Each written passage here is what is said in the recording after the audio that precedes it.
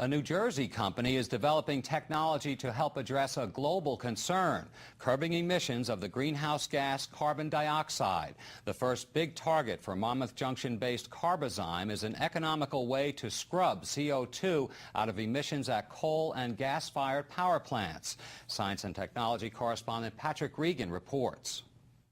Carbon dioxide released by the burning of fossil fuels has been blamed for accelerated warming of the global climate and acidification of the oceans. Some innovative efforts have been spurred by the combination of growing energy demands and a trend toward regulation of CO2 emissions. It's well recognized now that one wants to capture and store that carbon dioxide so that it would not affect atmospheric and oceanic chemistries.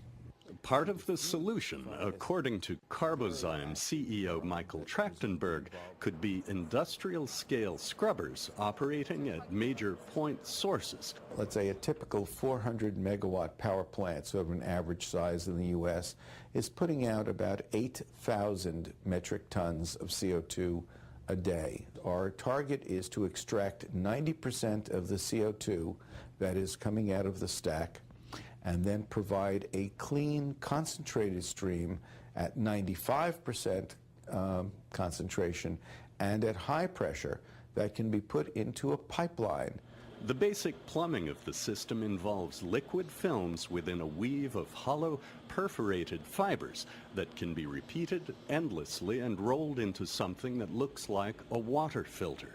The chemical processes that take place inside these membranes are facilitated by an enzyme called carbonic anhydrase. Trachtenberg, originally a neuroscientist, spent years studying its role in a carbon capture mechanism found, among other places, in our brains. The company has filed for a patent on a form of this enzyme that could be mass-produced through biotechnology, that is, by bacteria.